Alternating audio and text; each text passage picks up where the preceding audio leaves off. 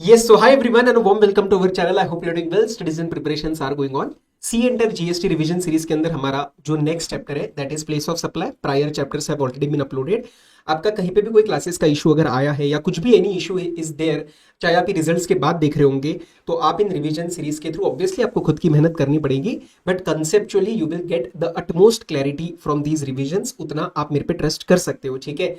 You just see any one, आप एक आधा घंटे का वीडियो देख लो और उसके बाद आपको समझ आ जाएगा. So don't worry on the conceptual clarity part, ये एकदम प्रॉपर तरीके से हम कवर करेंगे.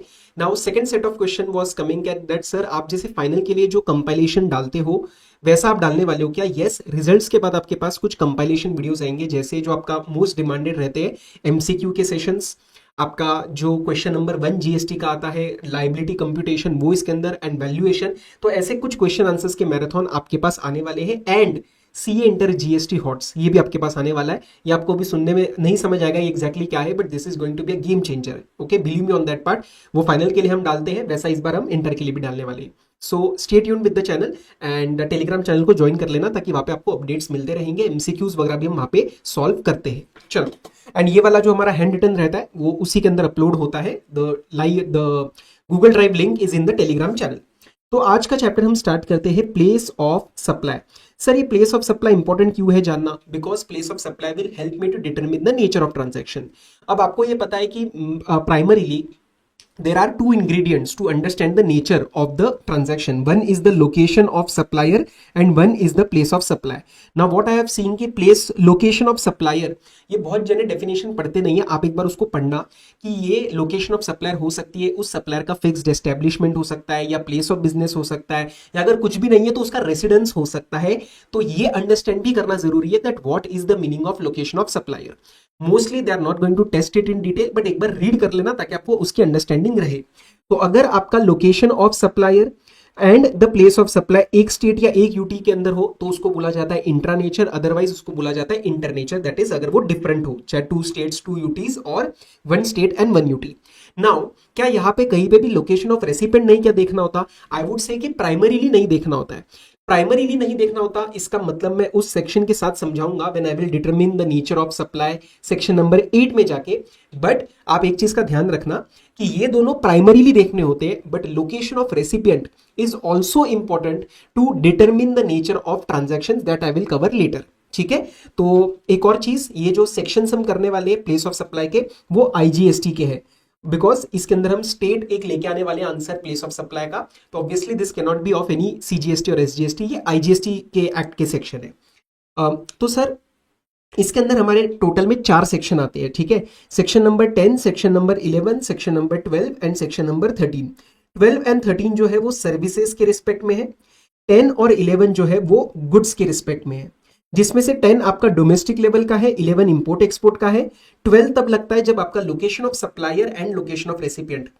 प्लीज अंडरस्टैंड मैं क्या बोल रहा हूं, लोकेशन. ठीक है, सिर्फ सप्लायर नहीं बोलना है, लोकेशन बोलना है. तो location of supplier and location of recipient दोनों इंडिया में है, और अगर दोनों में से एक बाहर है तो वहां पे लगता है सेक्शन नंबर 13. अब आपके कोर्स के लिए हम पढ़ेंगे section number 10 and section number 12, और उसके साथ कुछ कुछ छोटी मोटी clarifications, and then we will cover the basic sections कि इंटर क्या होता है, इंट्रा नेचर क्या होता है. बस उतना ही आपके कोर्स में. इंपोर्ट एक्सपोर्ट और वो सारी चीजें फाइनल लेवल के अंदर हम पढ़ेंगे. चलो, so let's start with the chapter provisions. आ जाओ, सेक्शन नंबर 10 स्टार्ट करते हैं. What is section number 10? Place of supply of goods other than import export. तो डोमेस्टिक लेवल पे काम होने वाला है. इसके हम एक बार नंबर लर्न कर लेते हैं फटाफट से. What are we going to cover here? 10(1)A, 10(1)B, 10(1)C, 10(1)CA, 10(1)D and 10(1)E. एक बार आप मेरे साथ इसको लर्न करो, क्योंकि कहीं ना कहीं आपने कुछ ना कुछ तो पहले किया हुआ होगा. तो एक बार फटाफट से लर्न करो. इसमें 10(1)A क्या होता है? Movement of goods involve. ठीक है. 10(1)B क्या होता है? Bill to ship to model. 10(1)C क्या होता है? No movement of goods involve. ठीक है. 10(1)CA क्या होता है? Over the counter sale to unregistered recipient. 10(1)D क्या रहता है आपका? असेंबली या इंस्टॉलेशन. और 10(1)E क्या रहता है? The goods which are sold on board a conveyance. आप इसको लर्न करो और हम इसका प्लेस ऑफ सप्लाई निकालना स्टार्ट करते हैं. Very very logical. अब सर इसके पीछे का फील फैक्टर क्या है? हम हमेशा फील फैक्टर से जीएसटी पढ़ते हैं। तो फील फैक्टर ये है कि कहां पे इसका कंजम्पशन हो रहा है, कहां पे इसका बेनिफिट लिया जा रहा है। Because GST is a destination based tax, तो उस स्टेट को या उस यूनियन टेरिटरी को इस जीएसटी का रेवेन्यू का शेयरिंग मिलना चाहिए। कहीं पे भी कोई भी ट्रांजैक्शन होता है तो 50% मिलता है सेंटर को, 50% मिलता है स्टेट को। तो कौन सी स्टेट को, वो डिटरमिन करेगा प्लेस ऑफ सप्लाई। तो यहाँ पे फील फैक्टर ये है कि इन गुड्स का बेनिफिट कहाँ लिया जाएगा, कहाँ कंज्यूम किया जाएगा, कहाँ फायदा लिया जाएगा, उस स्टेट को इसका रेवेन्यू मिलना चाहिए। स्टार्ट करें, चलो लॉ पढ़ना स्टार्ट करते हैं। 10(1)(a) is movement of goods. तो इसमें एकदम सिंपल है, the place of supply will be where the movement is terminated for delivery. Terminated for delivery मतलब अगर मैं गुड्स भेज रहा हूं दिल्ली से महाराष्ट्र और बीच में लेट से वो यूपी में हॉल्ट लेके आ रहे हैं, तो answer of place of supply क्या बनेगा? महाराष्ट्र बनेगा, यूपी नहीं बनेगा। यूपी में हॉल्ट लिया था लेकिन टर्मिनेशन फॉर डिलीवरी हो रहा है महाराष्ट्र के केस में, तो answer will be Maharashtra. Bill to ship to भी हम 2 मिनट में करेंगे। First will cover the balance ones. No movement of goods, जब मूवमेंट नहीं हो रहा तो यहां पे प्लेस ऑफ सप्लाई क्या बनेगा? Where the goods are at the time of supply. Sir goods are at the time of supply, इसका क्या एग्जाम्पल बन सकता है? फॉर एग्जाम्पल मैंने एक मशीन रेंट पे ले रखी है, मैं हूं पुणे महाराष्ट्र के अंदर और मेरे पास एक मशीन है। देखो ये मेरी मशीन है, ये मशीन मैंने रेंट पे ली हुई है और कल को मैं ये मशीन खरीद लेता हूं। तो जब मैंने परचेस किया तो is there any involvement of movement of goods? Answer is no, क्योंकि ये तो ऑलरेडी मेरे पास है। तो भाई साहब आप मूवमेंट कैसे होएगा? ये तो ऑलरेडी मेरे पास है। तो यहाँ पे this will fall under the 10(1)(c) and answer will be where these are at the time of supply. तो answer will be place of supply Maharashtra. Very simple, very logical. Over the counter sale to unregistered person, जैसे for example मैं हूं महाराष्ट्र का आदमी, मैं पुणे महाराष्ट्र में रहता हूं और मैं गया था लेट से शिमला। शिमला के अंदर एक शॉप थी। उस शॉप में यहाँ पे भैया से मैंने जो है खरीदा एक बैग। मैंने एक बैग खरीदा और उस बैग को खरीदने के बाद जो इनवॉइस बना, उस इनवॉइस के अंदर मेरा स्टेट यहाँ पे रिकॉर्ड हुआ। What I'm saying is state should be recorded in the invoice। तो उस इनवॉइस के अंदर अगर मेरा महाराष्ट्र स्टेट रिकॉर्ड हुआ तो कहीं ना कहीं फील फैक्टर ये बनता है कि मैं ये गुड्स वापस महाराष्ट्र लेके जाऊंगा, तो इसका बेनिफिट महाराष्ट्र में होने वाला है, इसका कंजम्पशन महाराष्ट्र में होने वाला है। तो इसका प्लेस ऑफ सप्लाई शिमला नहीं होगा, इसका प्लेस ऑफ सप्लाई होगा महाराष्ट्र। समझ में आया आपको? सो मैं दोबारा बोल रहा हूं, ओवर द काउंटर सेल हो रही है जैसे एक सिंपल ओटीसी सेल हुई and point is unregistered not registered. Unregistered not registered. एक और चीज को समझना, यहां पे कभी कभार आपको क्वेश्चन में दिया जाएगा कि डिटेल्ड एड्रेस इज मिसिंग। यहां पे बोला जाएगा कि इनवॉइस में डिटेल्ड एड्रेस इज मिसिंग। क्या उससे फर्क पड़ता है क्या? नहीं। उनको ये नहीं जानना कि मेरा घर का पता क्या है, मेरा फ्लैट नंबर क्या है, मेरा फ्लोर कौन सा है, मेरा स्टेट का अगर नाम आ गया तो that is sufficient. Is it clear? 10(1)(d) is assembly. Assembly और इंस्टॉलेशन। तो लेट से मैं महाराष्ट्र का आदमी हूं और मैंने कुछ गुड्स खरीदे हैं जिसका इंस्टॉलेशन उस मशीनरी, लेट से I bought a machinery. Goods मतलब नॉर्मल इनपुट्स भी हो सकते हैं, कैपिटल गुड्स भी हो सकते हैं। What is capital goods? The item which is capitalised in the books of accounts. तो मैंने सपोज एक मशीनरी खरीदी और उस मशीनरी का जो इंस्टॉलेशन है वो गुजरात के फैक्ट्री में हो रहा है, तो आंसर विल बी गुजरात। कहां पे असेंबली हुई, कहां पे इंस्टॉलेशन हुआ, वो प्लेस ऑफ सप्लाई बन जाएगा। And goods which are taken on board of conveyance, let say एक ट्रेन है, वो ट्रेन जाती है place number A B C और डी। अब ये नहीं देखेंगे कि वो जो गुड्स थे जो ऑन कन्वेंस हमने बोर्ड करवाए और वहां पे बेचे, वो कहाँ बेचे, कहाँ कंज्यूम हुए, वो निकालना पॉसिबल नहीं है कि वो गुड्स को कहाँ बेनिफिट लिया गया, गुड्स को कहाँ बेचा गया। नो। तो यहाँ पे हमें वो पॉइंट पकड़ना है, the answer of place of supply will be where the goods are taken on board. Taken on board a conveyance. तो जैसे फॉर एग्जांपल ट्रेन जब पॉइंट बी पे थी, लेट से ये बी है दिल्ली में, तो दिल्ली में इसको ऑन बोर्ड लिया गया, फिर इसको बेचा गया सी के पास, उस लेट से कुछ गुड्स को कंज्यूम करा गया डी के पास, या कोई पर्सन घर ले गया, उससे मुझे फर्क नहीं पड़ता। Answer will be where the goods are taken on board a conveyance. तो place of supply will be B, मतलब दिल्ली। देखो प्लेस ऑफ सप्लाई में जब हम लॉ बनाते हैं, ठीक है, जब निर्मला ताई ने ये लॉ बनाया तो एक लॉ बनाने का तरीका होता है कि आप एकदम क्लियर, टेक्निकल एंड लीगल रहो कि यार ये गुड्स मैंने बाय किए तो ये बेनिफिट कहाँ लिया गया, कहाँ लिया जाएगा, ये कहाँ पे कंज्यूम किया जाएगा। But we also on the simultaneous side we have to understand that जो हम लॉ बना रहे हैं वो रियल लाइफ में इंप्लीमेंट भी करना आना चाहिए। अगर लॉ ने ये लिख दिया कि ये गुड्स कहाँ पे बेनिफिट लिया जा रहा है, तो वो कैसे डिटरमिन करेगा, सप्लायर उसको कैसे डिटरमिन करेगा। तो we don't only have to focus on what is correct, we also have to focus on what is legally implementable and what is legally possible, कि हम वो आंसर निकाल सकते हैं। तो रियल लाइफ में सप्लायर इसको बी पे अगर ऑनबोर्ड कर रहा है तो वो बी स्टेट को, लेट्स से यहाँ पे दिल्ली, उसको प्लेस ऑफ सप्लाई बना देगा एंड उसके हिसाब से नेचर ऑफ ट्रांजैक्शन बन जाएगा। ठीक है, तो हमें दोनों चीजों का ध्यान रखना पड़ता है, फील फैक्टर का भी ध्यान रखना पड़ता है, but something that is legally possible to implement. हम ऐसा लॉ नहीं बना सकते जो लोग लगा ही नहीं पा रहे। समझ में आया? तो यही चीजें सारी इसके अंदर हमने कवर करी है। एक बार फटाफट से रिव्यू कर लेते हैं। 10(1)(a) supply involves the movement of goods. Movement किसने कराया? I do not care, my focus is where the termination for delivery happens. No movement of goods, आप देखो गुड्स किधर है? At the time of machinery purchased.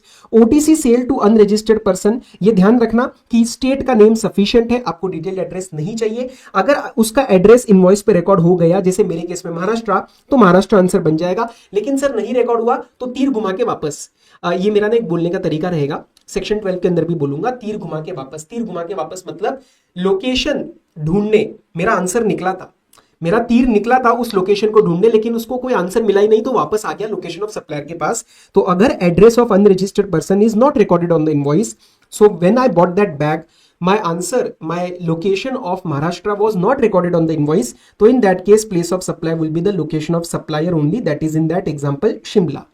अच्छा, एक चीज का ध्यान रखना, अगर सर 10(1)(ca) के अंदर हमें ये लग सकता है कि सर मूवमेंट नहीं हो रही या कल को कोई मूवमेंट हो रही है, नो, तो उस केस में this is notwithstanding. तो 10(1)(ca) इज सुप्रीम ओवर 10(1)(a) और 10(1)(c। नेक्स्ट, असेंबल्ड और installation at site, answer will be where the assembly is happening, where the installation is happening, and goods supplied on board a conveyance का answer क्या बनेगा? जहां पे उसको taken on board करा गया है, कहां पे उसको लिया गया। समझ में आया? ओके, इसका एक और एग्जांपल आपके मटेरियल में है नो मूवमेंट ऑफ गुड्स का, कि जैसे फॉर एग्जांपल मेरे पास ये बिल्डिंग मैंने खरीदी हुई है और इस बिल्डिंग पे ये जो एसी है वो रेंट पे था, तो अगेन वो वैसा ही मशीनरी ऑन रेंट की तरह, तो मैंने इसका एक अलग से कॉन्ट्रैक्ट बनवा के एसी भी खरीद लिया। अब एसी तो ऑलरेडी इंस्टॉल था, क्योंकि ये बिल्डिंग पहले रेंट पे थी, वो मैंने खरीद ली, मैंने बिल्डिंग खरीद ली और साथ साथ मैंने ये लेट से एसी भी खरीद लिया, उसका मैंने अलग कॉन्ट्रैक्ट करवाया, तो उस अलग कॉन्ट्रैक्ट में there is no movement of goods, AC तो ऑलरेडी है, तो उस एसी का जो है this will fall under 10(1)(c।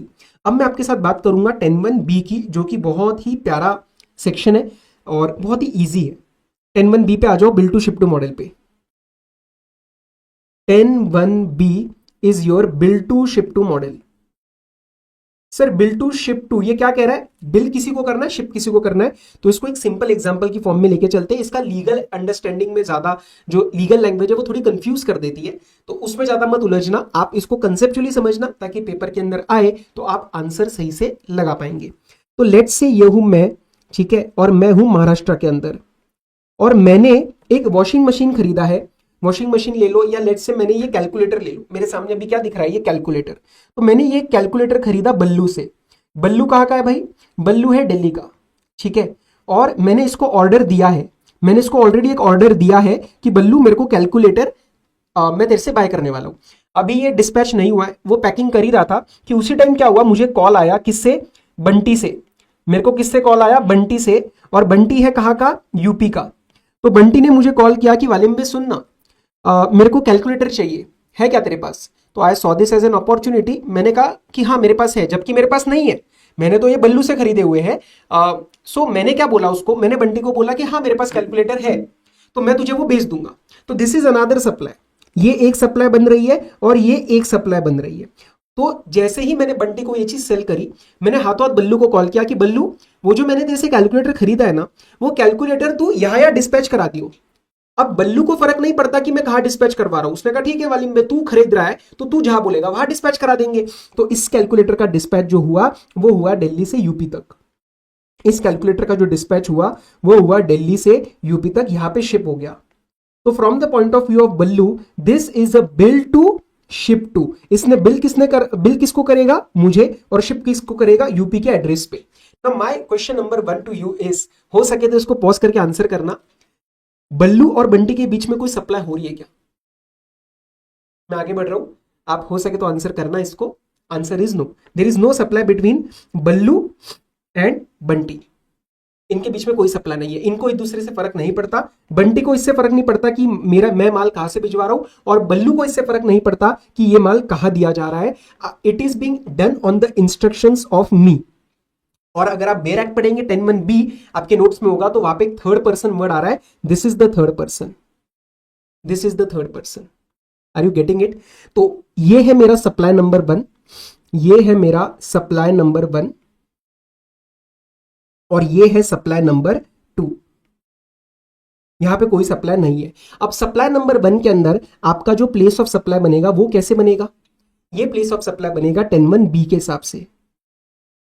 और 10(1)(b) क्या कहता है, the answer of place of supply will be the principal place of business of this third person. तो यहाँ पे आंसर बनेगा महाराष्ट्र। और जो सप्लाई नंबर 2 है वहां पे 10(1)(b) नहीं लगाना है, वहां पे 10(1)(a) लगाना है, because there is a movement of goods. But sir ये मूवमेंट तो बल्लू क्या से हो रही है, आई डोंट केयर। 10(1)(a) ने ये नहीं बोला कि मूवमेंट किसने कराना है, मैंने आपको क्या बताया, यहाँ पे भी हाईलाइट करवाया था कि मूवमेंट कौन करवा रहा है इससे मुझे फर्क नहीं पड़ता। तो यहाँ पे लगेगा आपका 10(1)(a) और आंसर बनेगा प्लेस ऑफ सप्लाई का where the termination is happening for delivery, that is UP. तो इसका प्लेस ऑफ सप्लाई का आंसर बनेगा यूपी। आप समझ रहे इस बात को? तो this is my supply number 1 and this is my supply number 2। So if you read that 10(1)(b) का एग्जैक्ट लैंग्वेज, अगर आप 10(1)(b) की लैंग्वेज रीड करेंगे तो यहां पे जो थर्ड पर्सन है जिसके इंस्ट्रक्शंस पे ये काम हो रहा है, that is me in my case. एक मैंने छोटा सा एग्जांपल और यहां पे दिया है, आपको अगर यूट्यूब को वीडियो को एक बार पॉज करके करना है तो आप ये कर सकते हो, अदरवाइज हैंड रिटन नोट्स के अंदर भी आपको आंसर मिल जाएगा। But don't commit a mistake, इनके बीच में कोई सप्लाई नहीं होने वाली। इसको मैं आईटीसी से लिंक कर दूं, अगर आपने आईटीसी पढ़ा है तो वो भी आपको एक लिंक हो जाएगा। आईटीसी के लिए one of the conditions is goods या सर्विसेज रिसीव होना जरूरी है। तो यहाँ पे मैंने तो रिसीव करा ही नहीं है, फिजिकली तो मैंने रिसीव नहीं करा, बट वहां पे डीम कर लिया जाता है, प्रोविजो लगता है सेक्शन 16(2) के अंदर कि मान लिया जाएगा that Walimbe is actually receiving the goods. मैं एक्चुअल में रिसीव कर नहीं रहा बट मान लिया जाएगा, क्योंकि वरना क्या होगा, मैं इसका आईटीसी नहीं ले पाऊंगा। इस पर्टिकुलर सप्लाई पे जो जीएसटी लग रहा होगा, जो बल्लू मुझे चार्ज कर रहा है, उसका आईटीसी मुझे नहीं मिल पाएगा। ठीक है, इसका क्वेश्चन हम क्यूएनए मैराथन में भी कर लेंगे, but I think example is sufficiently clear. तो ये था मेरा 10(1)(b). आई थिंक सेक्शन 10 आपका अच्छे से रिवाइज हो गया है, 11 आपके कोर्स के अंदर नहीं है। अब मैं सेक्शन नंबर 12 के अंदर जाना चाहूंगा। Section number 12 is with respect to services where the location of both is in India. यहाँ पे मैं एक और टर्म यूज करने वाला हूं, B2B और B2C। क्या टर्म यूज करूंगा मैं सेक्शन 12 के अंदर, B2B और B2C। B2B क्या होता है, रजिस्टर्ड टू रजिस्टर्ड। B2C क्या होता है, रजिस्टर्ड टू अनरजिस्टर्ड। अब देखो ये अगेन एक प्रॉक्सी लगाने वाली बात है। प्रॉक्सी लगाने वाली बात है मतलब क्या, कि लॉ कहता है कई कई जगह, हर एक जगह नहीं, देयर आर डिफरेंट सबसेक्शंस, तो जहां पे भी ऐसा फील फैक्टर बन रहा है कि यहाँ पे हम B2B B2C लगा सकते हैं, वहां पे अपने को B2B B2C लगाना है एंड आंसर उस हिसाब से निकालना है। Obviously there will be some learning involved, but yes we will try to focus on the feel factor, ताकि आपको प्योर रट्टा ना मारना पड़े। ठीक है, तो अभी हम करते हैं, अभी तो हम पहली बार ही कर रहे हैं ना, इंटर के लिए हम पहली बार ही अपलोड कर रहे हैं, तो just have a open outlook कि मैं आपको सेक्शन 12 के सबसेक्शन किस तरीके से करवा रहा हूं, सो दैट आपको अच्छे से आइडिया लग जाएगा। And once you revise it, उस टाइम पे you will get the complete learning, कि अपने को अलग से बहुत मेहनत नहीं करनी पड़ रही, बट पहली बार ही करोगे तो थोड़ा सा मेरे हिसाब से लर्न करने का ट्राई करना। ठीक है जी, चलो तो हम इसको कैसे करने वाले हैं, मैं आपके सामने पहले सबसेक्शन रखूंगा। ओके, इसको बोलते हैं अपन माइंड मैप। तो एक बार माइंड मैप बनाएंगे, फिर मैं आपको सारी डिटेल्स कराऊंगा और फिर मैं दोबारा माइंड मैप रिवाइज करा दूंगा। तो स्टार्ट करते हैं सेक्शन नंबर 12 से। सेक्शन नंबर 12 सबसेक्शन 1 से लेके there are till subsection 14। Okay, चलो सेक्शन 12 सबसेक्शन 1 बात करता है एप्लीकेबिलिटी की, कि सेक्शन 12 कहां लगेगा। सबसेक्शन 2 बात करता है डिफॉल्ट प्रोविजन की। सर डिफॉल्ट प्रोविजन क्या होता है, डिफॉल्ट प्रोविजन मतलब अगर कहीं पे कोई स्पेसिफिक सबसेक्शन नहीं लगा, अगर कहीं पे सबसेक्शन 3 टू सबसेक्शन 14 नहीं लगा तो वहां पे लगेगा subsection 2। This is a residual provision. For example coaching services, तो मेरी जो प्राइवेट कोचिंग है वो सबसेक्शन 3 टू 14 में नहीं फॉल करती, तो वहां पे सबसेक्शन 2 लगेगा। ठीक है, चलो आगे बढ़ते हैं फटाफट। सबसेक्शन 3 बात करता है इमूवेबल प्रॉपर्टी की। सबसेक्शन में लिख भी दूं थोड़ा थोड़ा, सबसेक्शन 3 किसकी बात करता है, इमूवेबल प्रॉपर्टी की। सबसेक्शन 4 किसकी बात करता है, पर्सनलाइज सर्विसेज की, जैसे आपका पर्सनल ट्रेनिंग हो गया, जैसे आपका मेकअप वगैरह हो गया, ठीक है, ब्यूटी ट्रीटमेंट हो गया, ब्यूटी ट्रीटमेंट वगैरह हो गया, या आपका केटरिंग वगैरह हो गया, तो खाना पीना इसके अंदर कवर्ड है। सबसेक्शन 5 आपकी बात करता है परफॉर्मेंस अप्रेजल एंड ट्रेनिंग की। आप कुछ ट्रेन कर रहे हैं, आप कोई परफॉर्मेंस अप्रेजल वगैरह कर रहे हैं, तो वो इसके अंदर बात होती है। ठीक है, अभी ये बहुत ही मैं जनरल मैनर में लिख रहा हूं, अभी हम डिस्कस करेंगे सब कुछ। सबसेक्शन 6 और सबसेक्शन 7 जो है वो आपके इवेंट रिलेटेड है। Subsection 6 is your admission to event and subsection 7 is your organisation of event. उसके बाद आपका जो आता है सबसेक्शन 8, 9 और 10, इसको साथ में लर्न करना। 8 जो है that is with respect to transportation of goods, transportation of goods. Subsection 9 जो है that is transportation of passengers. Subsection 10 जो है that is services on board a conveyance, जैसे आपके गुड्स जो है वो टेकन ऑन बोर्डर कन्वेंस थे। उसके बाद सबसेक्शन 11 जो है वो है आपका टेलीकॉम सर्विसेज। उसके बाद आपका आता है subsection 12 that is banking and share broking वगैरह, banking and financial industry. Subsection 13 जो होता है वो आपका इंश्योरेंस के रिलेटेड होता है। और सबसेक्शन 14 जो है that is your specifically advertisement to government. सबसे पहले जो है हम इमेबल प्रॉपर्टी पे आएंगे, दैट इज घर। इंडिया में घर सबसे ज्यादा इंपॉर्टेंट है, घर में चाहिए सर आज के इसमें जिम, फिर उसके बाद करेंगे मेकअप, पूरा अच्छा दिखना चाहिए सर, है ना, हर जगह में प्रेजेंटेबल रहना है। फिर उसी का परफॉर्मेंस अप्रेजल किया जाएगा कि आपने जिम वगैरह कैसे किया, मेकअप वगैरह कैसे किया।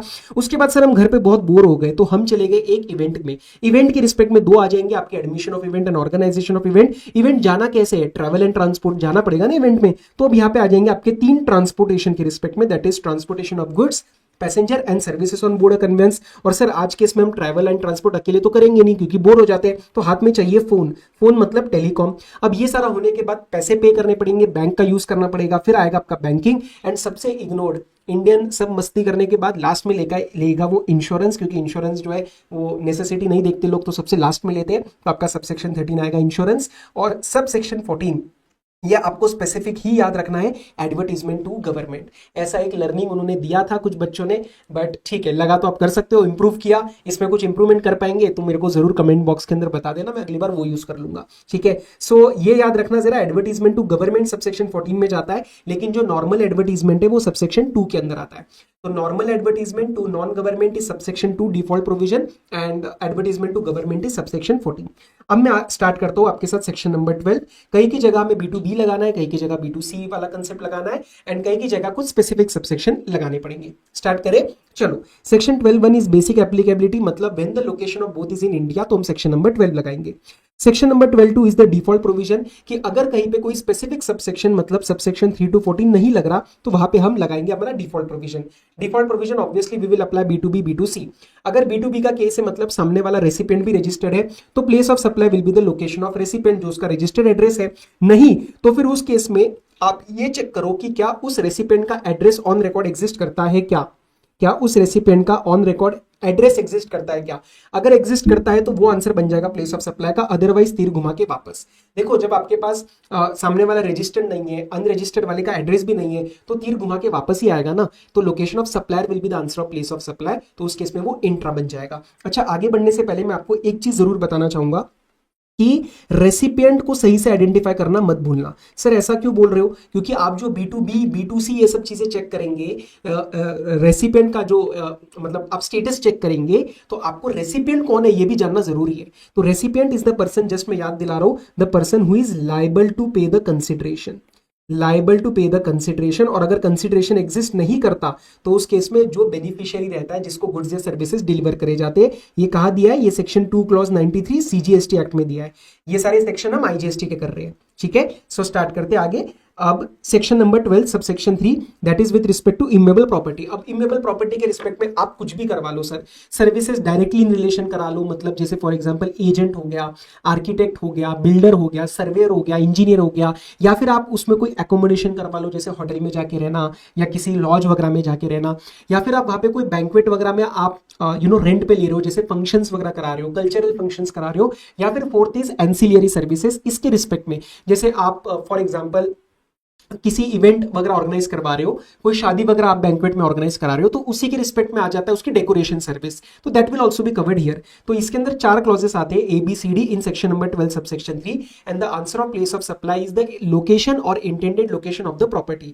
सर इंटेंडेड लोकेशन कैसे बन सकता है, फॉर एग्जाम्पल मेरा एक प्लॉट है लोनावला के अंदर और वहां पे मैं एक आर्किटेक्ट की सर्विस लेने वाला हूं, तो वो जो आर्किटेक्ट की सर्विस है वो है प्रॉपर्टी के रिस्पेक्ट में, पर प्रॉपर्टी अभी एग्जिस्ट नहीं करती, तो that is the intended location. अभी करंटली लोकेशन नहीं है क्योंकि प्रॉपर्टी अभी एग्जिस्ट ही नहीं करती, बट लोनावला का plot is the intended location of the property, तो answer will be Lonavala Maharashtra. समझ में आया। बट एक चीज का ध्यान रखना, if the property the location of the property और दैट हाउस बोट वेसल और intended location is outside India, तो place of supply outside India हो जाएगा, क्योंकि हमने तो ये आंसर बोल दिया है कि वेयर इट इज लोकेटेड और इंटेंडेड टू बी लोकेटेड, तो उस केस में वो एग्जेम्पशन में फॉल कर सकता है, चैप्टर 4 के अंदर इसको हम कवर करेंगे, या फिर वो एक्सपोर्ट बन सकता है। तो whatever it may be, अगर place of supply outside India हो गया तो वहां पे GST जीएसटी नहीं लगेगा, it will lead to loss of revenue to the government. In that case हमने लॉ क्या बनाया कि अगर ये प्रॉपर्टी इंटेंडेड लोकेटेड और intended to be located outside India है तो उसका आंसर बनेगा लोकेशन ऑफ रेसिपिएंट, और रेसिपिएंट तो इंडिया में ही है, 100% इंडिया के अंदर है क्योंकि सेक्शन 12 लग रहा है, बोथ आर इन इंडिया।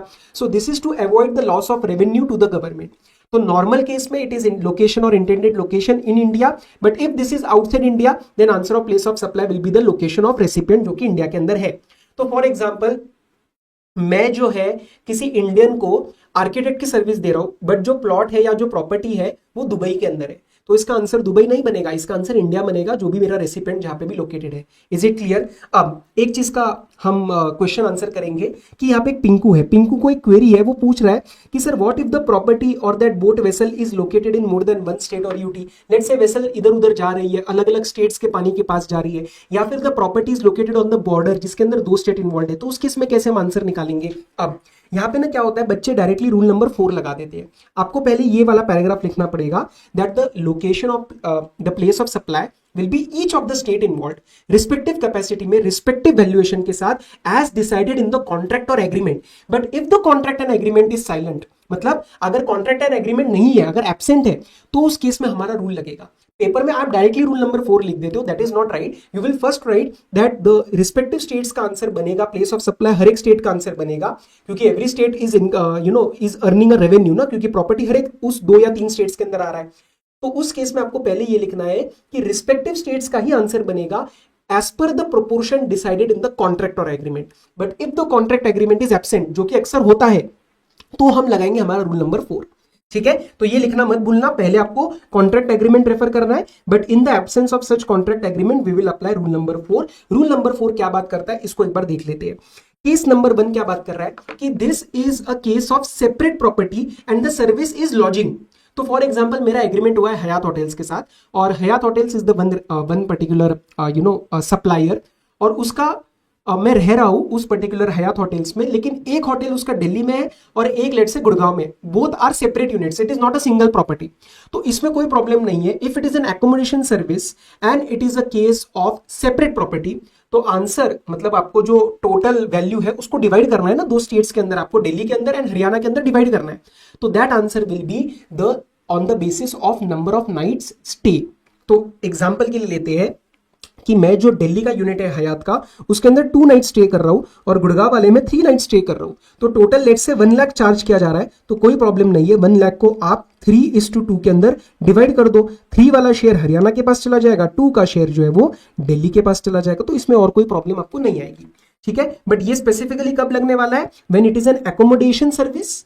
ठीक है, not with respect to banquet और एनी इंजीनियर आर्किटेक्ट, में उसकी बात नहीं कर रहा, मैं एक स्पेसिफिक सर्विस की बात कर रहा हूं, that is accommodation and it is not a single property, it is a separate property in separate states. समझ में आया? But in any other case मतलब एकोमोडेशन का केस नहीं है, या फिर एकोमोडेशन का केस है लेकिन it is a single property, single physical building है, तो उस केस में आप उसको टोटल जो वैल्यूएशन है उसको डिवाइड करेंगे area of immovable property lying in each state और यूटी। मतलब लेट्स से फॉर एग्जांपल एक सिंगल प्रॉपर्टी है जो कि स्टेट ए में भी फॉल कर रही है और स्टेट बी के अंदर भी फॉल कर रही है, और टोटल जो इनवॉइस वैल्यू बन रहा है वो बन रहा है 2 लाख रुपीस का। तो इसको हम स्टेट ए और स्टेट बी में कैसे डिवाइड करें, क्योंकि स्टेट ए को भी रेवेन्यू चाहिए, स्टेट बी को भी रेवेन्यू चाहिए, तो ये आप डिवाइड करेंगे on the basis of area. Let's say इसका एरिया है 10,000 व्हाटएवर स्क्वायर फीट और इसका एरिया है लेट्स से 8,000 स्क्वायर फीट, तो 10:8 में आप डिवाइड करेंगे, ये आपको क्वेश्चन के अंदर दिया जाएगा। देखो very simple, the point is कि इस स्टेट को भी रेवेन्यू चाहिए, इस स्टेट को भी रेवेन्यू चाहिए, क्योंकि दोनों में वो प्रॉपर्टी एग्जिस्ट कर रही है, तो हमें कुछ ना कुछ जुगाड़ करके इसको डिवाइड करना है। वो जुगाड़ का ये तरीका है रूल नंबर 4, और ये भी कब लग रहा है, जब कॉन्ट्रैक्ट एग्रीमेंट इज साइलेंट। समझ में आ रहा है आप लोगों को?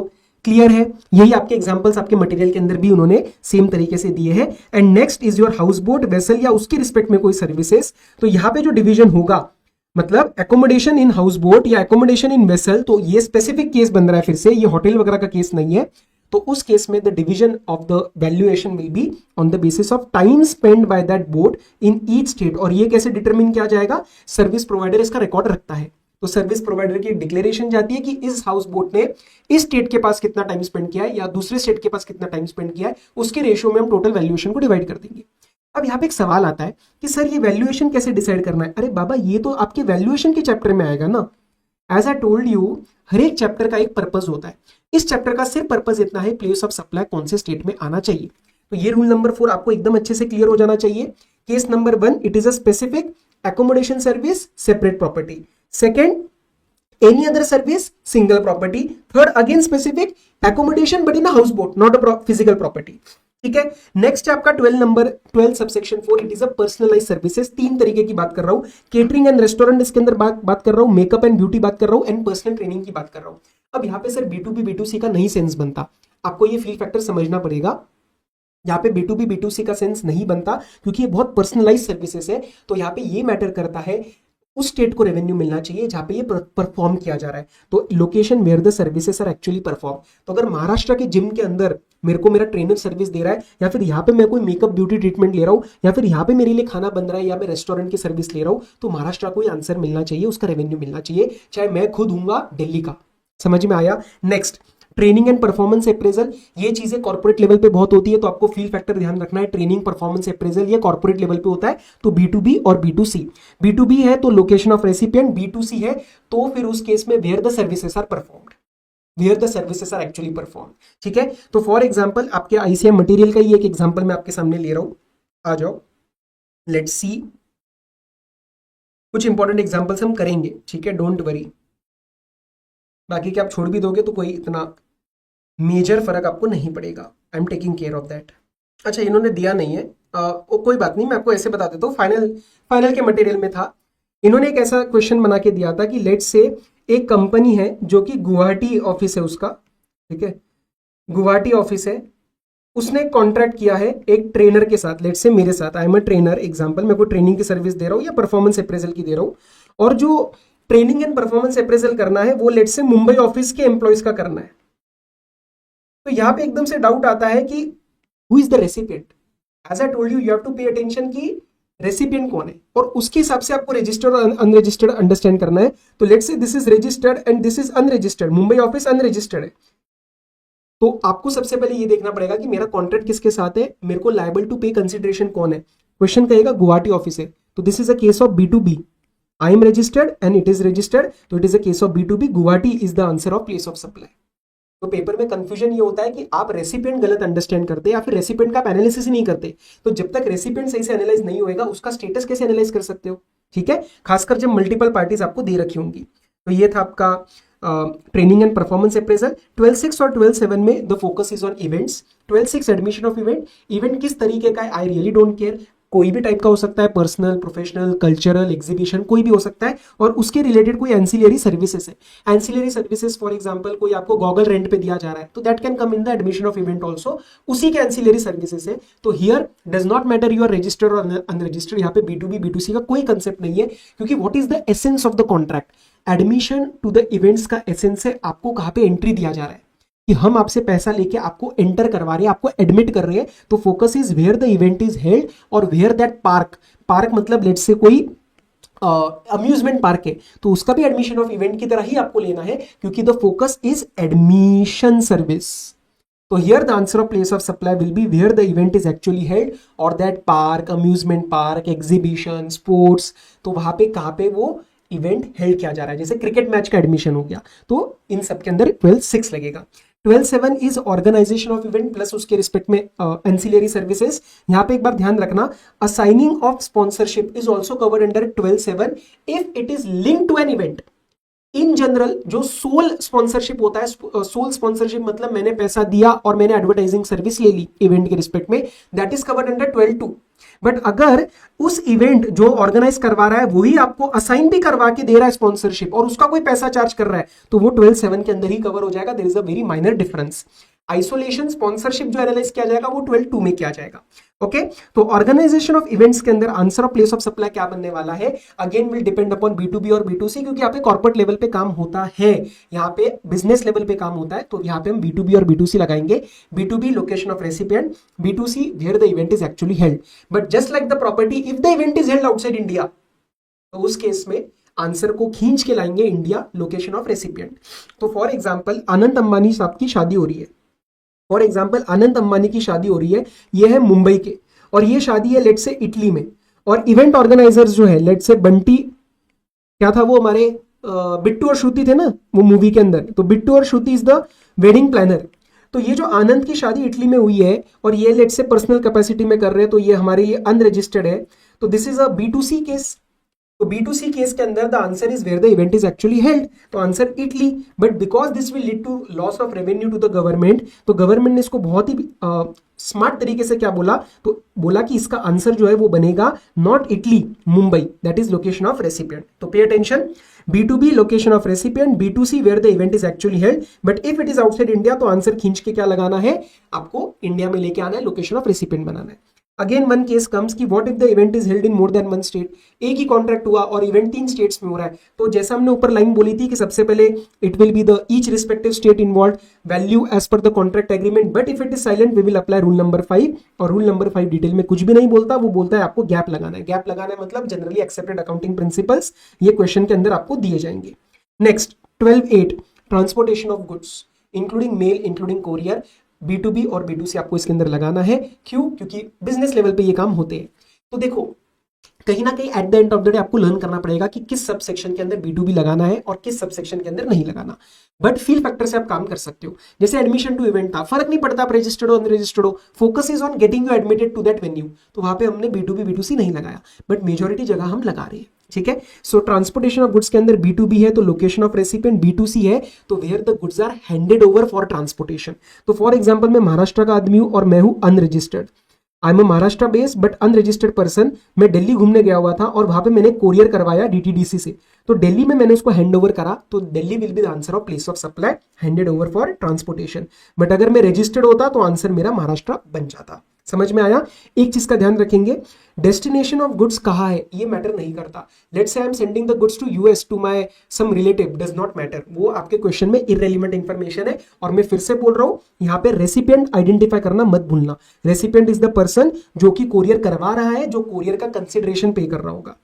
12.9 is the passenger transportation service, again B2B और B2C कॉर्पोरेट कॉन्ट्रैक्ट्स होते हैं, तो B2B के अंदर location of the person, B2C के अंदर अब कैसे रहता है, goods are handed over for transportation, हम अपने आप को हैंड ओवर नहीं करते, हम एम्बार्क करते हैं, तो we embark on the conveyance for a continuous journey. Now what is the meaning of continuous journey, ये आपके डेफिनेशंस के अंदर है, समझना। कंटिन्यूअस जर्नी मतलब without any break, in simplest words it is without any break. Break के अंदर क्या हो सकता है, लेट्स से आप डिसएम्बार्क कर रहे हो, लेट्स से आप डिसएम्बार्क कर रहे हो, डिसएम्बार्क मतलब आप कन्वेंस छोड़ के जा रहे हो फिर बाद में रिज्यूम कर रहे हो, या फिर आपका कन्वेंस चेंज किया जा रहा है। लेट्स से आप A से B जा रहे थे, बीच में आप एक जगह उतरे और कन्वेंस चेंज हुआ, लेट्स से आपकी फ्लाइट चेंज हो गई, आपका प्लेन चेंज हो गया, आपकी गाड़ी चेंज हो गई, तो that is not a continuous journey. Continuous journey मतलब नो ब्रेक, आप A to B गए without any break, that is a continuous journey. तो अगर आप एक अनरजिस्टर्ड पर्सन है, B2C का केस में फॉल कर रहे हैं, तो where you are embarking on the conveyance for the continuous journey, that embarking point will be the answer of place of supply. Is it clear? अब इसकी एक चीज का ध्यान रखना कि कभी कभार क्या होता है, this right to passage, right to use the transportation service is given for future use and the place of embarkation is not fixed. let's say आज एयर इंडिया ने मेरे को एक टिकट बेची है जिसके अंदर मैं 10 डोमेस्टिक फ्लाइट्स बोर्ड कर सकता हूं कंप्लीट ईयर के अंदर, पूरे साल में अगले कहीं से भी इंडिया के अंदर डोमेस्टिक फ्लाइट्स बोर्ड कर सकता हूं। नाउ आई ऑल्सो नो कि मैं कहां से कहां जाऊंगा और एयर इंडिया को भी नहीं पता है, तो उस केस में हम आंसर क्या बनाएंगे, हमें कुछ ना कुछ तो आज आंसर लगाना है, इनवॉइस में प्लेस ऑफ सप्लाई कुछ ना कुछ तो फिक्स करना है, तो वहां पे आंसर बनेगा as per the default provision, मतलब वहां पे वो 12.9 से फॉल आउट कर जाएगा। और जब भी कोई स्पेसिफिक सबसेक्शन नहीं लगता वहां पे लगता है डिफॉल्ट प्रोविजन 12.2। ओके, एक चीज का ध्यान रखना, return journey is always treated as a separate journey, चाहे उसके लिए आपके पास इनवॉइस टिकट पहले आ गया है नहीं आया है। तो अगर मैं दिल्ली से मुंबई जा रहा हूं और मुंबई से दिल्ली आ रहा हूं, तो Mumbai Delhi is not a continuous journey, चाहे उसका टिकट आपको हाथों हाथ मिल गया होगा, पहले आपको बोर्डिंग पास में मिल गया होगा, I don't care, the separate journey is a return journey is a separate journey. ठीक है, तो इसके रिस्पेक्ट में इन्होंने एक दो एग्जांपल्स दिए, उसको हम एक बार देख लेते हैं। इवेंट ऑर्गेनाइजेशन के रिस्पेक्ट में काफी बार रिपीटेटिव सवाल आता है, तो मैं इसके भी आपको एक बार दिखा देता हूं। Mega events and event management company organises an award function, organise मतलब 12/7 for Shah diamond merchants of Ahmedabad registered. अब जैसे आपने रजिस्टर्ड देखा ना, इवेंट कहां हो रहा है ये आपके लिए रेलिवेंट ही नहीं है, तो आप आगे कुछ पढ़ो ही मत, आंसर इसका क्या बनने वाला है, Gujarat, place of supply Gujarat. Mega events and event management company organises an award function for a registered, वही वाले लोग रजिस्टर्ड इन मॉरिशियस। फर्क नहीं पड़ता ना सर इवेंट का होने वाला है, आंसर स्टिल बनेगा गुजरात। ठीक है, सो इवेंट का लोकेशन तभी मैटर करता है when it is a B2C case. ये इस पे आओ, जैसे ये 12/8 और 12/9 के कुछ क्वेश्चंस देखो। Shrikant manager in a bank is transferred from Bareilly UP to Bhopal. His family is stationed in Kanpur. He hires the Goyal Carriers of Lucknow to transport his household goods from Kanpur to Bhopal. ये आपको confuse कर रहे हैं, मैं यहां से वहां जा रहा हूं, वो वहां से वहां जा रहा है, कुछ नहीं फर्क पड़ता। स्ट्रक्चर्ड थिंकिंग फॉलो करो। सबसे स्टेप नंबर 1 के अंदर आप ये चेक करो कि रेसिपिएंट कौन है। रेसिपिएंट है श्रीकांत, और श्रीकांत जो है वो पर्सनल कैपेसिटी में अपने घर के गुड्स ट्रांसफर करा रहा है, बैंक थोड़ी करवा रहा है। तो श्रीकांत इसके पैसे पे कर रहा होगा, तो मेरे लिए रेसिपिएंट जो है वो श्रीकांत है, क्योंकि वो कंसिडरेशन पे कर रहा होगा। It is a B2C case. B2C case के अंदर आपका जो आंसर बनता है प्लेस ऑफ सप्लाई का, that is where the goods are handed over for transportation. तो हैंडेड ओवर कहां करे होंगे? कानपुर में करे होंगे, क्योंकि कानपुर टू भोपाल हम ट्रांसफर कर रहे हैं। तो आपको वो अलग अलग स्टेट देंगे, मैं यहां से वहां जा रहा हूं, वो वहां से वहां जा रहा है, मुझे फर्क ही नहीं पड़ता। गुड्स कहां पे हैंड ओवर किए जा रहे हैं? कानपुर, तो आंसर इज कानपुर। समझा? आगे आओ, इस वाले में देखो, mister Amar registered person travels from Mumbai to Bangalore. देखो रजिस्टर्ड हो गया ना, तो बड़ा क्लियर है कि आंसर न्यू दिल्ली बनने वाला है। फिर आप एम्बार्केशन पॉइंट देखो ही मत, तो पेपर के अंदर चीजें क्लिक करनी चाहिए, B2B B2C। ठीक है, नेक्स्ट ये है आपका B2C का केस। जैसे दिल्ली मेट्रो का कार्ड हो गया, तो दिल्ली मेट्रो का कार्ड अगर आप खरीदते हो और आप एक जैसे स्टूडेंट हो फॉर एग्जांपल, तो यू आर B2C सप्लाई, ये B2C का ट्रांसपोर्टेशन ऑफ पैसेंजर है। तो आपका एम्बार्किंग पॉइंट आपने मेट्रो कहां पे बोर्ड किया, वो आंसर बनेगा प्लेस ऑफ सप्लाई का। समझ में आया? चलो, सो दिस इज डन। आगे बढ़ते हैं। 12/10 services on board a convince. What is services on board a convince? जैसे फॉर एग्जांपल लेट्स से मैं ट्रेन के अंदर जा रहा था या मैं प्लेन के अंदर जा रहा था, और वहां पे मैंने कोई मूवी ऑन डिमांड खरीद ली, तो वहां पे the answer will be the first schedule point of departure. अब यहाँ पे भी लॉजिकली देखा जाए तो सर ये देखना चाहिए था कि मैंने मूवी कहाँ खरीदी, मैं कौन से स्टेट में था, मैंने उस मूवी का बेनिफिट कहाँ लिया, but that is not legally possible to implement ना।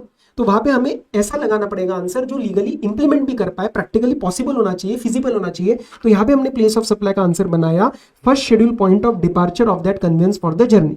तो फॉर एग्जाम्पल एक let's say there is a plane, एक मूवी परचेस किया जा रहा है एक प्लेन के अंदर, एंड प्लेन का जर्नी है let's say Delhi, Bangkok, Russia.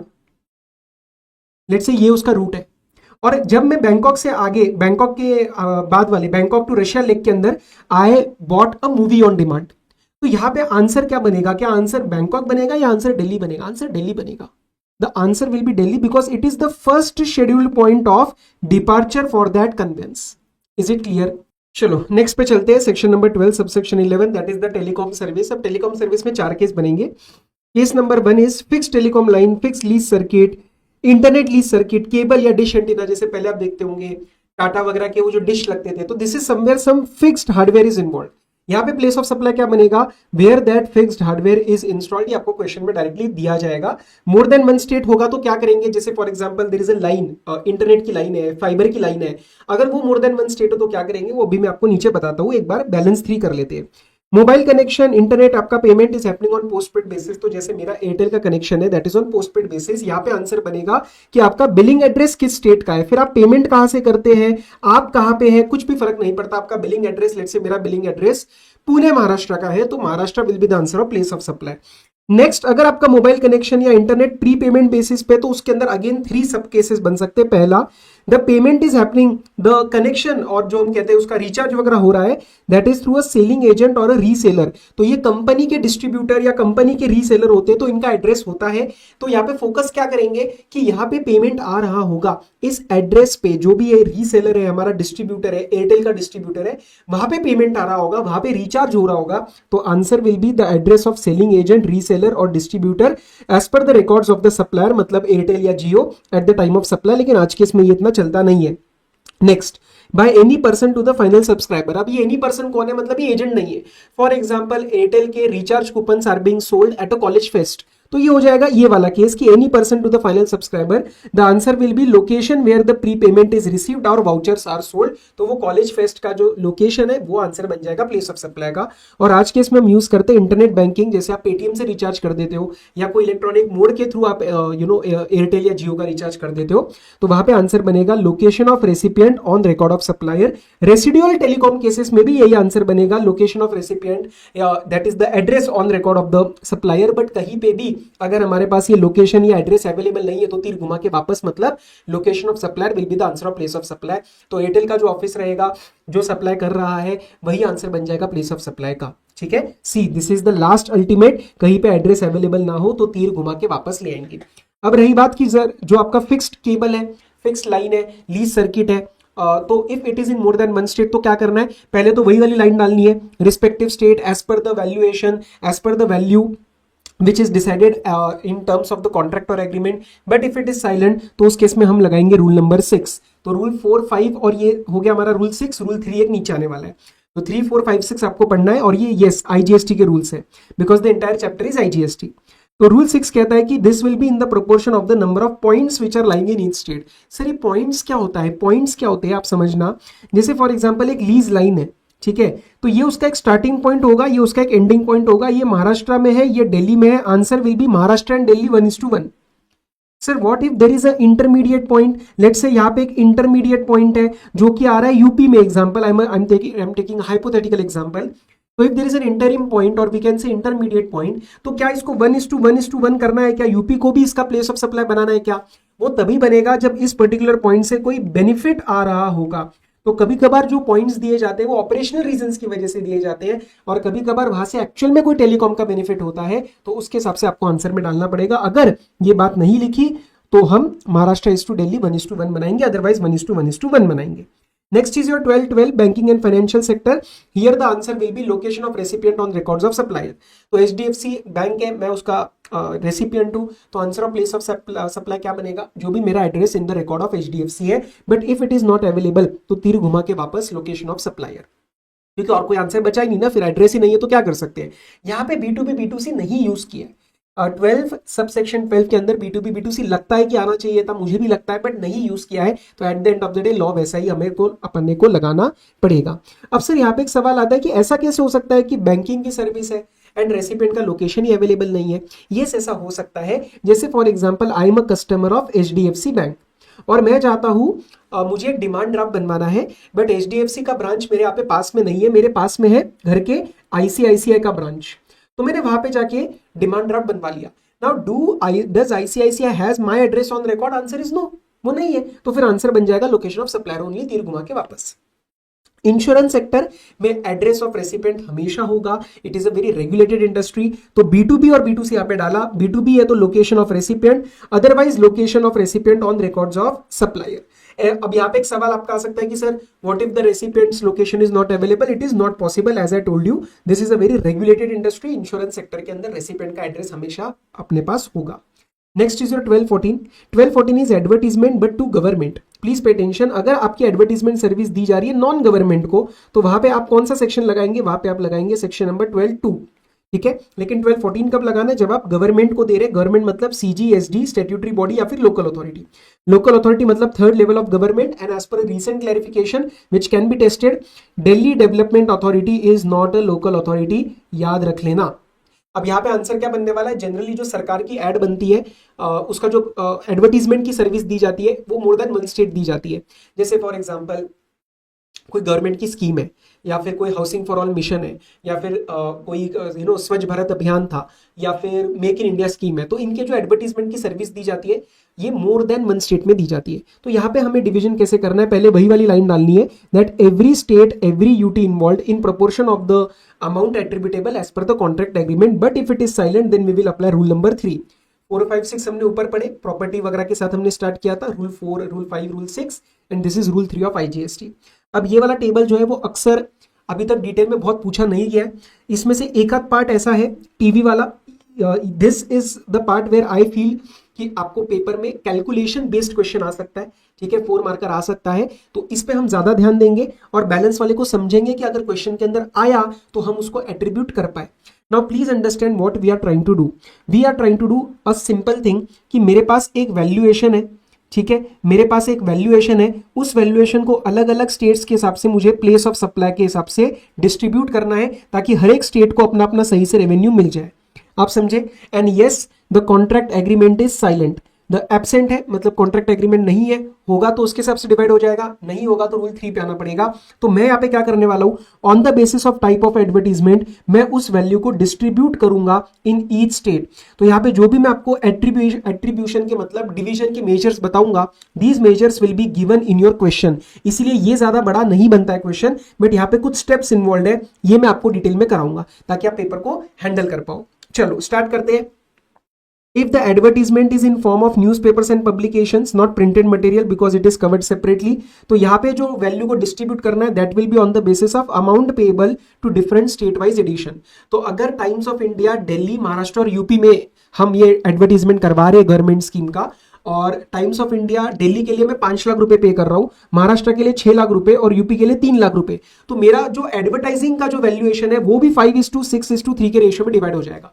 तो क्वेश्चन में आपको ये ऑलरेडी दिया जाएगा, तो आपको वही रेशियो उठा के लगा देना है अपनी वैल्यूएशन को डिवाइड करने के लिए। नेक्स्ट, प्रिंटेड मटेरियल है तो amount payable for the distribution, किस स्टेट में आप कितना अमाउंट पे कर रहे हो। हालांकि आपके एक एग्जांपल में अमाउंट पेबल की जगह they have given the number of printed material, कि अगर 10,000 पैम्फलेट है, 12,000 पैम्फलेट है और लेट्स से 3,000 पैम्फलेट है, तो 10:12:3 पे आप डिवाइड कर देना जो भी स्टेट्स इन्वॉल्व है।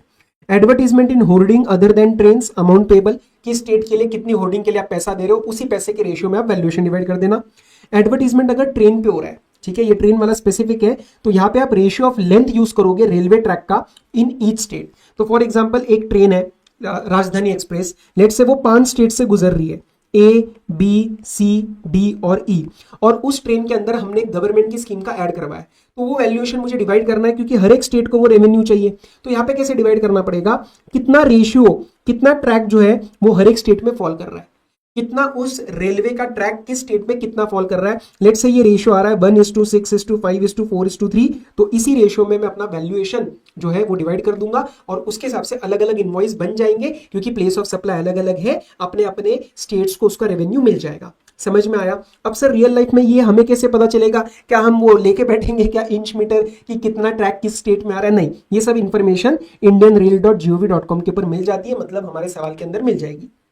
Next, advertisement on back of the utility bills, आपके गैस का बिल, ऑयल का बिल, उसके पीछे अगर कोई एडवर्टीजमेंट आ रहा है तो उसमें वैल्यूएशन कैसे डिस्ट्रीब्यूट हुआ होगा, on the basis of amount payable. तो वो क्या देखेंगे, लेट्स से महाराष्ट्र गैस का एक बिल है, तो उसमें कितने कंज्यूमर्स है किस पर्टिकुलर, जैसे लेट्स से महाराष्ट्र में कितने कंज्यूमर है, वैसे दिल्ली में कितने कंज्यूमर है, तो जितने कंज्यूमर होंगे उसका आपसे पैसा दिया जाएगा, और वो पैसा जो दिया जाएगा that will form the ratio of distribution of the invoice. आपको एक बार ये समझना पड़ेगा प्रॉपरली हम क्या कर रहे हैं, अदरवाइज आपको कंफ्यूजन हो सकता है। हालांकि question I am not expecting a detailed one on this, I am expecting on this, तो उसको तो करेंगे, लेकिन ये भी अच्छे से समझ लेना कि we are just distributing our invoice value, our total valuation of the service into various states. Yes, next, railway ticket के ऊपर अगर एडवर्टीजमेंट करा रहे हो तो वहां पे डिस्ट्रीब्यूशन होएगा on the basis of ratio of number of railway station in each state. तो दिल्ली, महाराष्ट्र, यूपी, दिल्ली में कितने रेलवे स्टेशन है, महाराष्ट्र में कितने, यूपी में कितने, लेट्स से वो रेशियो बन रहा है 1:8:10, तो 1:8:10 ही रेशियो आप लगाओगे अपनी वैल्यूएशन को डिस्ट्रीब्यूट करने के लिए हर एक स्टेट के अंदर, और ये इन्फॉर्मेशन भी इंडियन रेल के ऊपर आपको मिल जाएगी। सिनेमा हॉल में एडवर्टीजमेंट करा रहे हो तो अमाउंट पेबल, कि लेट्स से पीवीआर के अंदर मैं एडवर्टीजमेंट करा रहा हूँ, मूवीज से पहले गवर्नमेंट स्कीम का एडवर्टीजमेंट आता है, तो इट विल डिपेंड कि मैं दिल्ली में पीवीआर के लिए कितना पैसा पे कर रहा हूँ, महाराष्ट्र में कितना या अदर स्टेट में कितना, उसी के हिसाब से मेरा वैल्यूएशन ऑफ एडवर्टीजमेंट जो मैं सर्विस दे रहा हूँ वो भी डिवाइड हो जाएगा। अब सर मैं बात करने वाला हूँ टीवी चैनल्स की, इसको डिटेल में अंडरस्टैंड करेंगे, फिर बाकी ये जो इंटरनेट है या एसएमएस है वो उसी के बेसिस पे सॉल्व होने वाली है। तो एक को अच्छे से समझ लेते हैं। एडवर्टीजमेंट आ रहा है टीवी चैनल के ऊपर, अब मुझे क्या करना है, ये टीवी चैनल तो भैया बहुत सारे स्टेट्स के अंदर जा रहा होगा, तो मुझे उसको डिवाइड करना पड़ेगा, मेरा वैल्यूएशन भी हर एक स्टेट के हिसाब से बनेगा, हर एक स्टेट को रेवेन्यू मिलेगा। तो the division will happen on the basis of viewership. और ये व्यूअरशिप डेटा कैसे निकलता है, ये निकलेगा ब्रॉडकास्ट ऑडियंस रिसर्च काउंसिल के फिगर से। लेकिन प्रॉब्लम क्या होती है, लेट्स से अभी करंट महीना है, हम ये अक्टूबर महीने में, अक्टूबर महीने में तो अभी डेटा आया नहीं है, डेटा तो बाद में पब्लिश होगा, तो आप क्या करेंगे, किसी भी क्वार्टर में, लेट्स से अभी क्वार्टर चल रहा है अक्टूबर टू दिसंबर, किसी भी क्वार्टर में आपको ये जो भी इनवॉइस रेस करना है, प्लेस ऑफ सप्लाई डिटरमिन करना है, उसके लिए you will be using the figures of last week of preceding quarter. तो मैं क्या करूंगा, सितंबर का लास्ट वीक, फिर चाहे मेरा नवंबर में चल रहा है, दिसंबर में चल रहा है, मैं सितंबर that is the last quarter का लास्ट वीक में इसके अंदर डेटा यूज करूंगा, दैट इज अ प्रॉक्सी, क्योंकि वो डेटा अवेलेबल होगा। ठीक है, अक्टूबर का डेटा तो बाद में पब्लिश होगा ना। बट सर इसके अंदर ना एक और प्रॉब्लम आती है, कभी कभार क्या होता है, ये जो डेटा पब्लिश करते हैं ना व्यूअरशिप का, ये मोर देन वन स्टेट का कर देते हैं। लेट्स से वो दिल्ली और हरियाणा का एक साथ कर दिया। अब ये मेरा जीएसटी में तो काम नहीं चलेगा, क्योंकि जीएसटी में तो स्टेट अलग अलग है। तो मैं क्या करूंगा, मैं उस पर्टिकुलर नंबर को दिल्ली और हरियाणा में डिस्ट्रीब्यूट करूंगा on the basis of population as per the census. इसको मैं समझाता हूं आपको एक बहुत ही अच्छे एग्जांपल से। हम फाइनल वालों को भी करवाते हैं ये एग्जांपल, आपको भी कराएंगे, डोंट वरी। ये देखो, आ जाओ आ जाओ आ जाओ, टीवी वाला एडवर्टीजमेंट देखो। यहाँ पे एक एड जाने वाला है, एबीसी एक गवर्नमेंट की वो है agency, it is issuing a release order with QR channel for telecasting an advertisement of प्रधान मंत्री कौशल विकास योजना in the month of November। First phase में ये टेलीकास्ट किया जाएगा दिल्ली, यूपी, उत्तराखंड, बिहार और झारखंड। तो प्लेस ऑफ सप्लाई भी क्या बनने वाला है, दिल्ली, यूपी, उत्तराखंड, बिहार और झारखंड। अब ध्यान से, नवंबर मंथ है, तो नवंबर का तो डेटा अभी अवेलेबल नहीं होगा, पास्ट का डेटा अवेलेबल होगा। तो इस क्वार्टर के लिए, अक्टूबर, नवंबर, दिसंबर क्वार्टर के लिए I will be using preceding quarter, that is जुलाई, अगस्त, सितंबर का लास्ट वीक। वो आपको क्वेश्चन में दिया जाएगा, पिक सही से कर लेना। सी, QR will ascertain the viewership figure for their channel in the last week of September from the Broadcast Audience Research Council। Let's say ये फिगर आया दिल्ली का 1 lakh, 2 lakh for the region of UP and Uttarakhand. तो दिल्ली का तो कोई प्रॉब्लम नहीं है, अलग से फिगर आ गई है 1 लाख की। फिर यूपी और उत्तराखंड की जो फिगर आ रही है वो आ रही है 2 लाख की, और उसके बाद बिहार और झारखंड की आ रही है 1 लाख की। तो प्रॉब्लम ये हो रहा है कि दो स्टेट्स का मुझे कंबाइंड आ रहा है, सिमिलरली बिहार झारखंड का भी एक ही नंबर आ रहा है, मुझे इसको डिस्ट्रीब्यूट करना पड़ेगा। तो मैं क्या करूंगा, मैं यूपी और उत्तराखंड का जो भी population as per the census है, जो हमारी एनुअल एक्सरसाइज होती है ना सेंसस की, उसके हिसाब से पॉपुलेशन का फिगर होगा मेरे पास, मैं उस 2 लाख को डिस्ट्रीब्यूट कर दूंगा फर्दर उन दोनों स्टेट्स के अंदर। रीड करो, since the council clubs UP and Uttarakhand in one region and similarly Bihar and Jharkhand in another, QR will ascertain the population figure for both for 4 of these states as per the latest census. By applying the ratio, उन दोनों को 2 में तोड़ा जाएगा। Let's assume that UP and Uttarakhand का ये ratio आता है 9:1।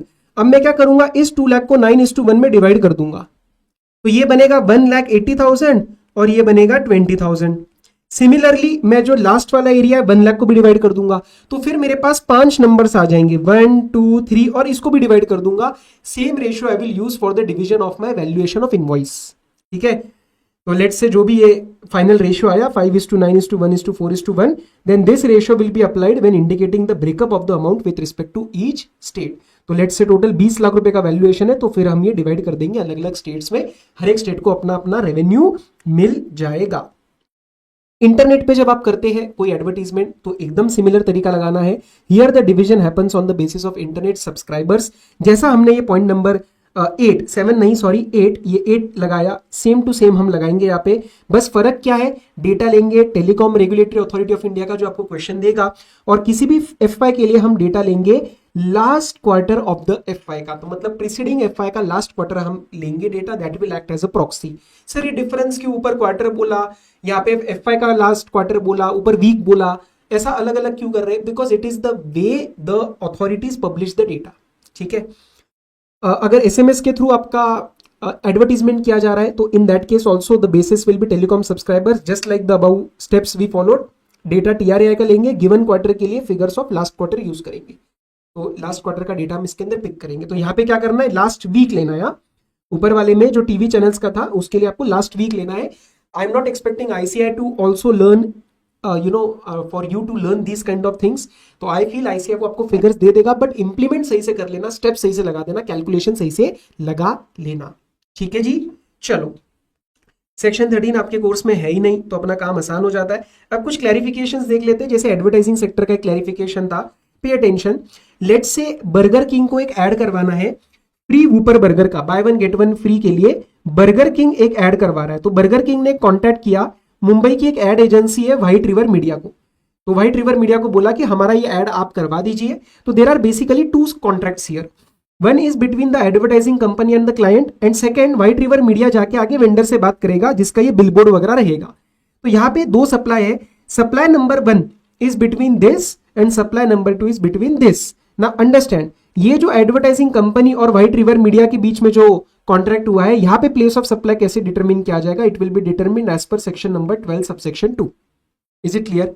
नॉट 12 सबसेक्शन 14, वो गवर्नमेंट के केस में लगता है। रही बात इन दोनों के बीच में, इन दोनों के बीच में आप सप्लाई को कैसे डिटरमिन करेंगे, कौन सा प्लेस ऑफ सप्लाई लगाएंगे, ये डिपेंड करता है कॉन्ट्रैक्ट का नेचर क्या है। कभी कभार क्या होता है, वो जो होर्डिंग या जो स्ट्रक्चर होता है ना, उसका राइट कंप्लीटली दिया जाता है व्हाइट रिवर मीडिया को कि आप इसको हैंडल कर लो। सो दिस होर्डिंग और this billboard is just like your immovable property, क्योंकि this is attach to land, ये आप मूव नहीं कर सकते। तो यहाँ पे अगर ऐसा केस है कि उसके राइट्स असाइन करे गए कि आप डिसाइड करो अगले 1 महीना जो भी अमाउंट डिसाइड किया जाएगा उसके हिसाब से 1 मंथ नाउ यू डिसाइड यहाँ पे क्या ऐड लगानी है आपके क्लाइंट के लिए, तो that will fall under 12(3). The answer will be location और intended location of the property. लेकिन कभी कभार क्या होता है कि ये स्पेस या राइट्स को सेल नहीं किया जाता, वेंडर बोलेगा, ये जो ओनर है वो बोलेगा कि आप बताओ आपको क्या ऐड लगवाना है, हम लगवाएंगे। तो आपको जो चाहिए वैसा लग जाएगा, लेकिन मैं आपको इसका राइट नहीं असाइन कर रहा। तो vendor keeps the responsibility for displaying the advertisement of the client of that advertising company. तो यहाँ पे फिर आपका डिफॉल्ट प्रोविजन लगेगा, क्योंकि यहाँ पे इमेबल प्रॉपर्टी से कोई लिंक क्रिएट नहीं हो रहा। 7, 8 और 9 को करने से पहले मैं 1-2 और क्लैरिफिकेशंस आपको करा दूं। बस एक क्लैरिफिकेशन और है आपके कोर्स के अंदर, that if the goods are sold to unregistered person but billing address is different from delivery address. ये जनरली होता है ई कॉमर्स में। मैंने जो आपको क्वेश्चन कराया था, मैंने जो एग्जांपल लिया था जिसके अंदर मैं महाराष्ट्र का आदमी शिमला में जाके बैग खरीद रहा था, that was a physical purchase. But online purchases, e commerce, Amazon, Flipkart, फलाना के अंदर आप क्या करते हैं, आप बाय करते हैं और कभी कभार डिलीवरी एड्रेस कहीं और करवा देते हैं। लेट्स से आपने जो है, आप लेट्स से मैं महाराष्ट्र के अंदर हूं और मैंने डिलीवर करवाए कुछ ई कॉमर्स के ऊपर, मैंने लेट्स से अमेजॉन या किसी के ऊपर कुछ मैंने परचेज किया और मैंने डिलीवर कराया उसको दिल्ली में, ठीक है। लेट्स से मुझे दिल्ली के अंदर किसी को कोई गिफ्ट देना था, तो मैंने वो डिलीवर करवा दिया दिल्ली के अंदर। So here the delivery address was Delhi but the billing address was Maharashtra. Fill factor को पकड़ो, 10(1) CA के अंदर you will apply 10(1) CA, unregistered person देख लेना, मैं अनरजिस्टर्ड हूं। फील फैक्टर क्या था कि वो गुड्स का बेनिफिट कहां दिया जा रहा है, तो बेनिफिट तो सर दिल्ली में जा रहा है क्योंकि वो गुड्स दिल्ली में डिलीवर हुए। तो यहाँ पे प्लेस ऑफ सप्लाई आपको बनाना है address of delivery as recorded in the invoice. This will come directly as a testable part, वहां पे लगा देना आप डिलीवरी एड्रेस एंड यस ये देख लेना कि this should be unregistered person. Okay, अब आपके पास 3 सेक्शन रहते हैं, section number 7, section number 8 and section number 9। तो इसको समझ लेते हैं। सेक्शन 7 क्या कहते हैं? सेक्शन 7 से पहले हम एक बार सेक्शन 8 देख लेते हैं। सेक्शन 8 कहता है intra state supply. Intra state supply कब बनेगी? जब location of supplier and place of supply जो हमने डिटरमिन करना सीखा that is happening in same states और सेम यूनियन टेरिटरीज। सर वो सेक्शन 12 आप करवाने वाले थे, सारे सबसेक्शन दोबारा मैं भी कराता हूं, एक बार खत्म कर लेते हैं। तो location of supplier and place of supply जब सेम स्टेट के अंदर हो या फिर सेम यूटी के अंदर हो तो वो बन जाएगा इंट्रा नेचर सप्लाई, और फिर वहां पे लगेगा CGST प्लस SGST या फिर UTGST। क्या ये बात क्लियर है? हाँ सर। चलो अब ध्यान से सुनना, मैं आपको एक पॉइंट बता रहा हूं जो शायद आपने क्लास में नहीं किया होगा, मे भी किया होगा, I don't know, but it is an important point two understand. इसका क्वेश्चन मैं एक्सपेक्ट आपके लेवल पे नहीं कर रहा, वो फाइनल लेवल पे आएगा। जस्ट अंडरस्टैंड दैट ये जो इंट्रास्टेट सप्लाई बनता है ना, this is subject to section number 10 और सेक्शन नंबर 12। इसका मीनिंग क्या हुआ कि location of recipient should also be in India अगर आपको कोई सप्लाई इंट्रा बनाना है तो। सर नहीं समझ में आया, मैं आपको दूसरे तरीके से बताने का ट्राई करता हूं। अगर रेसिपिएंट आउटसाइड इंडिया का है and still place of supply India बन रहा है, ये कैसे बन सकता है? ये सेक्शन एग्जांपल 13 में बन सकता है, आपके कोर्स में नहीं है। बट सुन लो कि अगर प्लेस ऑफ सप्लाई उसमें इंडिया बन गया एंड सप्लायर भी इंडिया के अंदर है, तो हमें लगेगा, सब बच्चे बोलेंगे कि नहीं सर ये तो दोनों इंडिया के अंदर है, तो ये बन जाएगा intra. But location of recipient is outside India and place of supply is determined not as per section number 12 but rather section number 13। तो इस केस में ये इंट्रा नहीं बनेगा। इसकी जो शुरुआत होती है वो होती है सब्जेक्ट टू सेक्शन नंबर 10 और 12।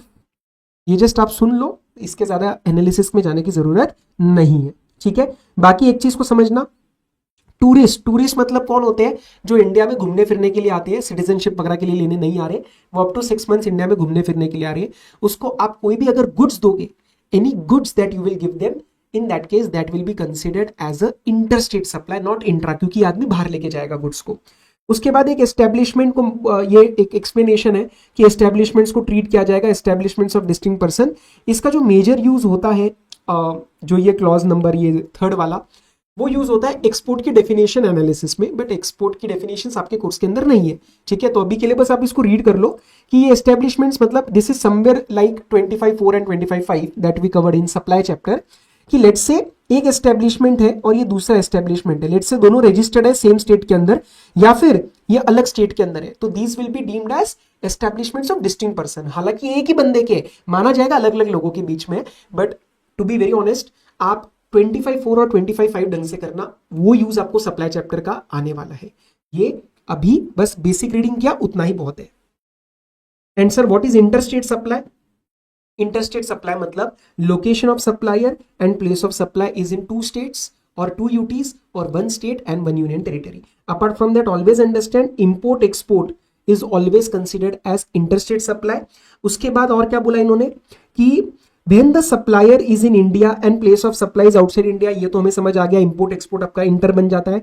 SEZ डेवलपर या SEZ यूनिट, SEZs क्या होते हैं, हम उसको बेसिकली इंडिया का पार्टी नहीं मानते, तो if there is any SEZ developer जो एरिया डेवलप कर रहा है, या फिर कोई SEZ यूनिट है, मतलब business unit operating in SEZ, जैसे नोएडा SEZ इन यूपी, तो उसके साथ कोई सप्लाई करते हो, उसके साथ कोई भी ट्रांजैक्शन करते हो, या वो आपको कोई सप्लाई करता है, it is always and always considered as an interstate supply. तो जहां पे भी SEZ developer SEZ unit transaction के अंदर इन्वॉल्व हो गया, तो वो क्या बन जाता है आपका इंटरस्टेट सप्लाई। और लास्ट है residuary clause. What is this residuary clause? That if the supply is in taxable territory which is not intra and not covered anywhere in this section, तो अगर कोई ट्रांजैक्शन छूट जाती है कि ना वो इंट्रा में फॉल कर रही है ना ऊपर इंटर में फॉल कर रही है, तो वो एट द एंड इंटर ही मानी जाएगी, centre will take the authority over that, IGST वहां पे कलेक्ट किया जाएगा। तो मैंने जो आपको एग्जांपल करवाया था अभी, जो मैं बता रहा था आपको एक्स्ट्रा पॉइंट, वो रेसिडुअरी क्लॉज में इंटर बन जाता है, क्योंकि वहां पे जो प्लेस ऑफ सप्लाई है वो सेक्शन 12 के हिसाब से एनालाइज नहीं हुआ है, वो सेक्शन 13 के हिसाब से एनालाइज हुआ है, तो वो यहाँ पे रेसिडुअरी क्लॉज के अंदर आ जाता है।